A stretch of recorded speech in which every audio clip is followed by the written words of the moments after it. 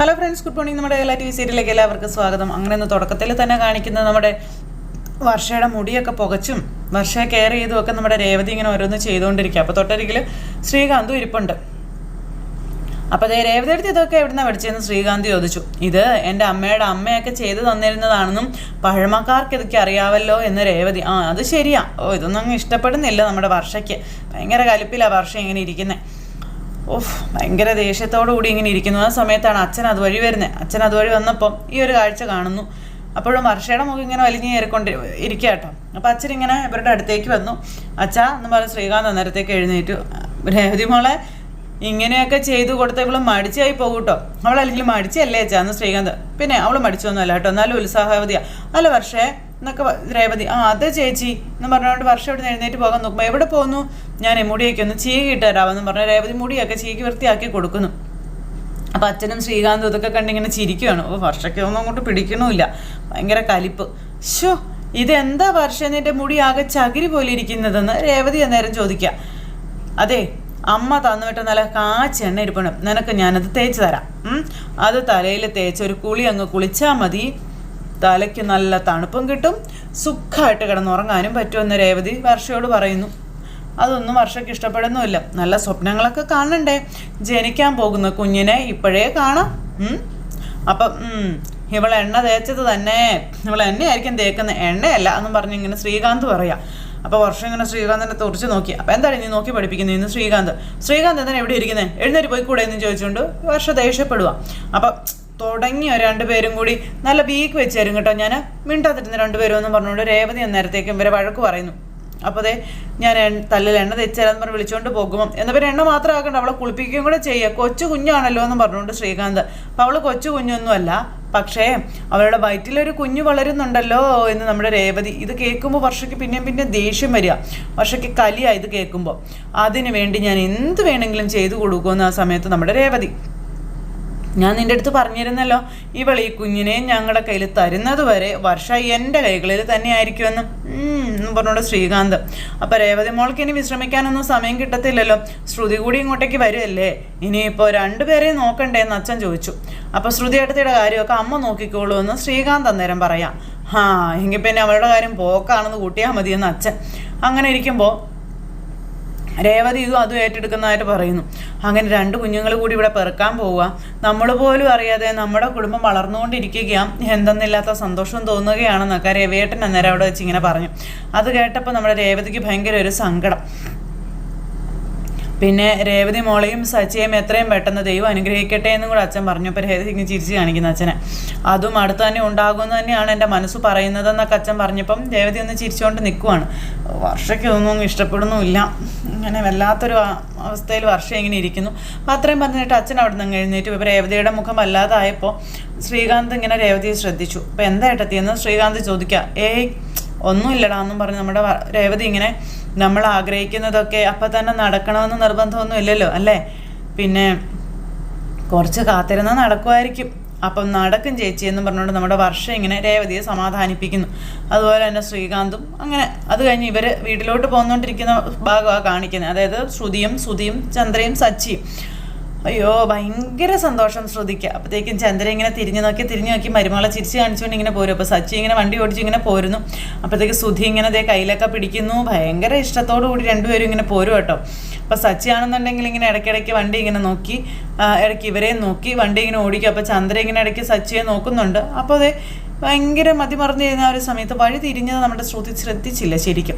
അല്ല നമ്മളെന്താ ഈ വഴിക്ക് പോരുന്നേ, നമുക്ക് ആ വഴിക്കല്ലേ പോരേണ്ടത്, നമ്മളിപ്പോൾ വീട്ടിലേക്കല്ലല്ലോ പോകുന്നതെന്ന് സച്ചി. പിന്നെ എവിടേക്കാണ് പോകുന്നതെന്ന് ചോദിച്ചുകൊണ്ട് പേടിച്ചു. അപ്പോൾ ഹോസ്പിറ്റലിലേക്കാണെന്ന് പറഞ്ഞു. ഹോസ്പിറ്റലിലേക്കോ? അല്ല ആരെ കാണിക്കാനാണെന്നൊക്കെ ശ്രുതി ഇങ്ങനെ ചോദിക്കും കേട്ടോ.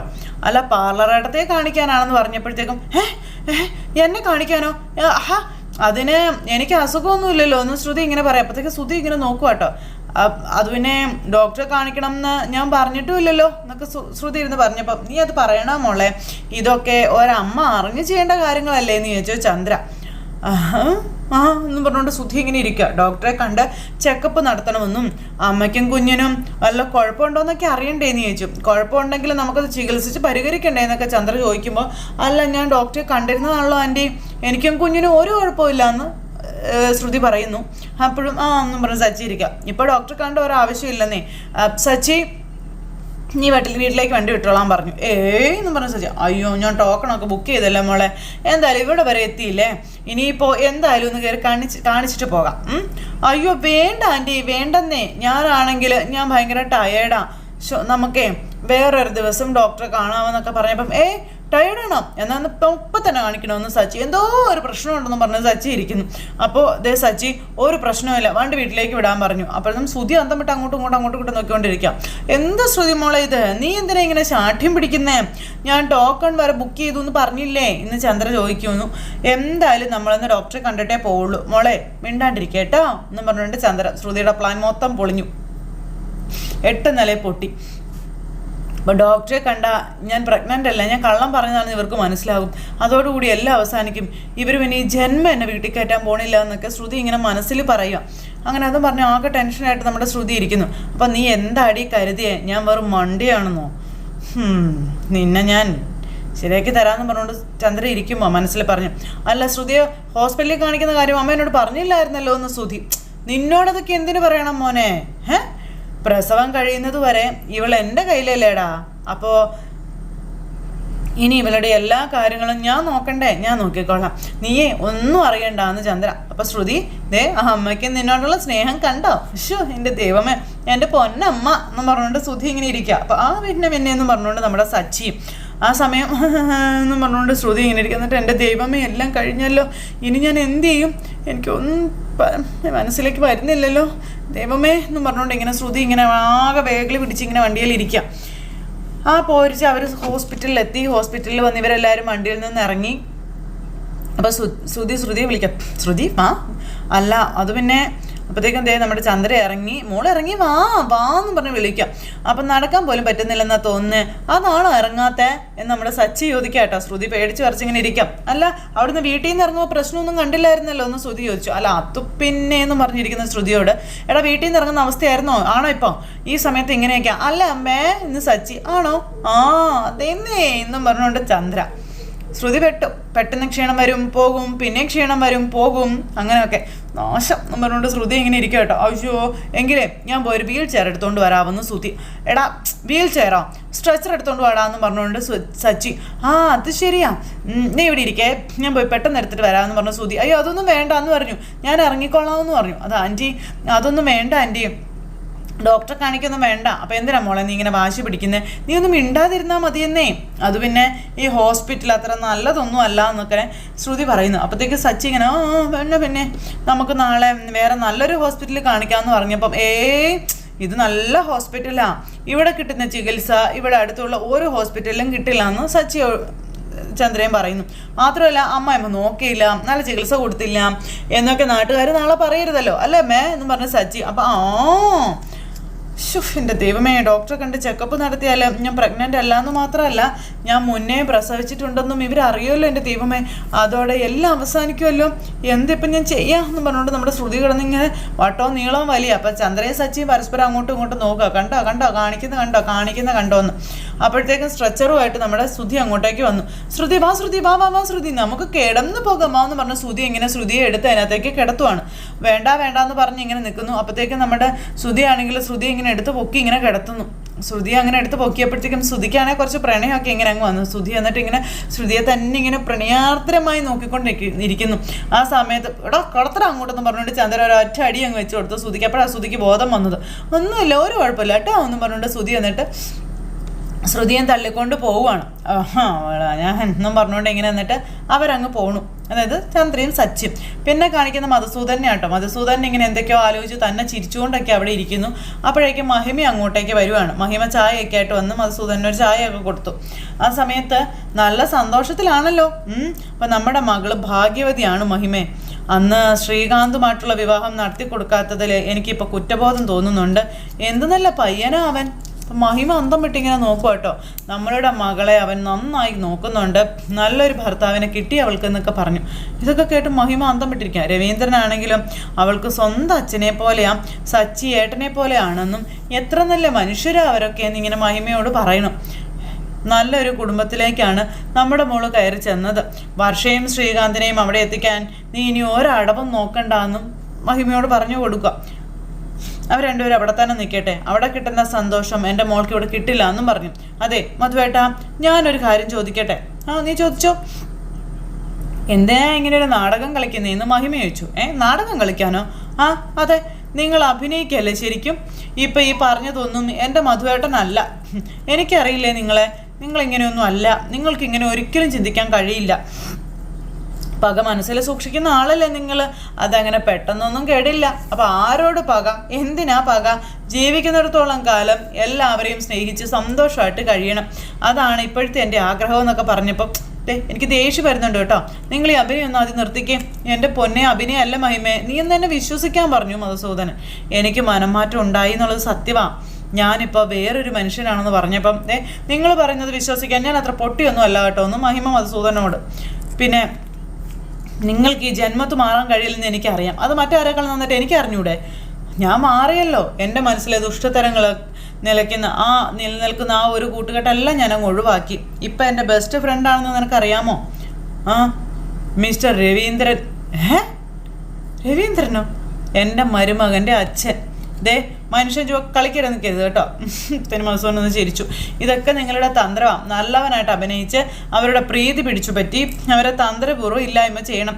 ആ കുടുംബത്തെ ഇല്ലാതാക്കണം. അതല്ലേ നിങ്ങളുടെ ലക്ഷ്യമെന്ന് ചോദിക്കുമ്പം ആ കുടുംബത്തെ ഇല്ലാതാക്കാനോ? അത് നമ്മുടെ കുടുംബം തന്നെയല്ലേ മഹിമേ. ഞാൻ ഒരിക്കലും അങ്ങനെയൊന്നും ചെയ്യില്ല എന്ന് മധുസൂദനൻ അന്നേരം പറഞ്ഞു. അപ്പം ചെയ്യും, നിങ്ങൾ ചെയ്യും. അത് തന്നെയാണ് നിങ്ങളുടെ പ്ലാൻ എന്ന് എനിക്ക് അറിയാമെന്ന് മഹിമ പറ. ശരിക്കും എന്താ നിങ്ങളുടെ ഉദ്ദേശം? ഞാനും കൂടെ നിൽക്കാന്നേ. അപ്പോൾ ഒരു പ്ലാനും ഇല്ല. നീയായിട്ട് വല്ലതും പ്ലാൻ ചെയ്ത് ആ കുടുംബത്തെ നശിപ്പിക്കാൻ നോക്കിയാലുണ്ടല്ലോ.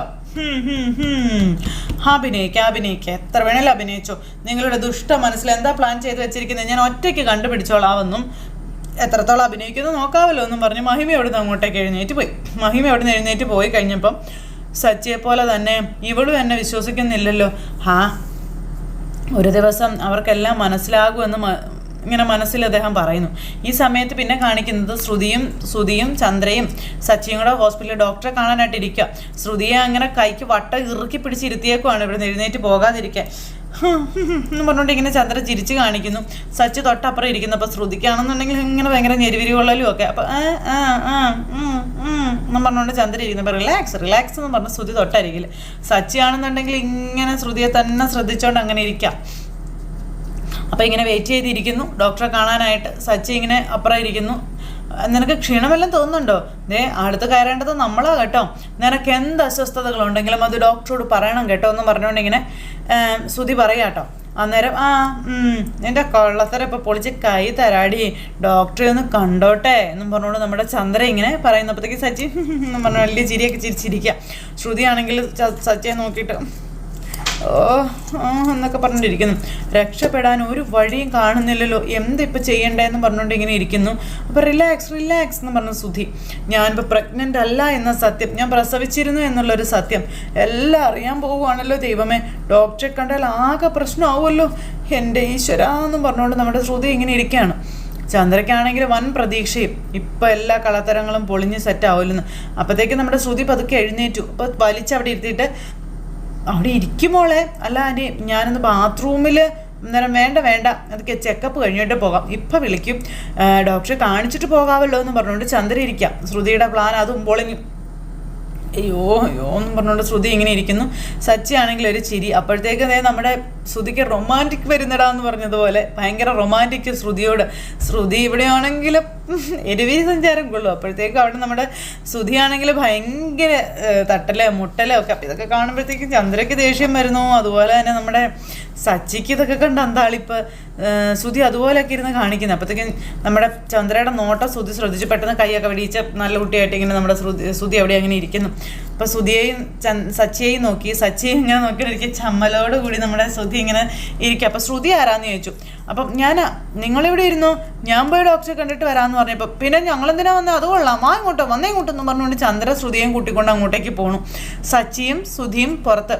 ഹസ്ബൻഡിനും പോവാം എന്ന് പറഞ്ഞുകൊണ്ട് ഇവിടെ ശ്രുതിയും പിന്നാലെ പോവാം. സച്ചി എന്നൊരു ആകാംക്ഷയോടെ ഇങ്ങനെ ഇരിക്കുക കേട്ടോ. ദൈവമേ എന്നൊക്കെ പറഞ്ഞൊരു ചിരിയൊക്കെ ചിരിച്ച് അങ്ങനെ നമ്മുടെ ഡോക്ടറുടെ അടുത്തേക്ക് ഇവർ ചെല്ലുന്നു. ഇവർ ചെന്ന് കഴിഞ്ഞപ്പോഴത്തേക്കും ശ്രുതിയാണെങ്കിലും എന്നാ പറയുന്നത്, കയ്യും കാലം കൂട്ടിയിടിച്ചിട്ടുള്ള ശബ്ദം കേൾക്കാം എന്ന് പറഞ്ഞ പോലെ ഒരു അവസ്ഥയിലാണ്. അങ്ങനെ ഇവരവിടെ വന്നിരിക്കുന്നു. എന്താണെന്ന് ഡോക്ടർ ചോദിക്കുമ്പോഴത്തേക്കും ഡോക്ടർ ഞാൻ പ്രഗ്നൻസി ടെസ്റ്റ് ഒക്കെ ഞാൻ നടത്തിയിരുന്നു, രഘുനാഥ് സാറിനെ ഞാൻ കാണിച്ചത്, എല്ലാം ഓക്കെ, ഒരു കുഴപ്പമില്ലെന്ന് പറഞ്ഞുകൊണ്ട് എല്ലാം കയറി അങ്ങോട്ട് നമ്മുടെ ശ്രുതി പറയുവാണ്. ചന്ദ്രേന്ദ്രം തലയായിട്ടിരിക്കുന്നു. ഞാൻ കഴിഞ്ഞ ദിവസം പോലും ഡോക്ടറെ പോയി കണ്ടിരുന്നു, പ്രശ്നമൊന്നും ഇല്ലെന്നാണ് ഡോക്ടർ പറഞ്ഞത്, ഇതെൻ്റെ ഹസ്ബൻഡും ആൻറ്റിയാണെന്ന് പറഞ്ഞപ്പോൾ ഡോക്ടർ ഇങ്ങനെ നോക്കുക കേട്ടോ, അന്തം വിട്ട് ഇങ്ങനെ നോക്കിയിരിക്കുന്നു. ഇത് തന്നെ സംഭവം. ഇവരുടെ മനസ്സമാധാനത്തിന് വേണ്ടി ഇവർ തന്നെ നിർബന്ധിച്ച് ഡോക്ടറെ അടുത്തേക്ക് കൂട്ടിക്കൊണ്ട് വന്നതാണെന്നൊക്കെ പറഞ്ഞു.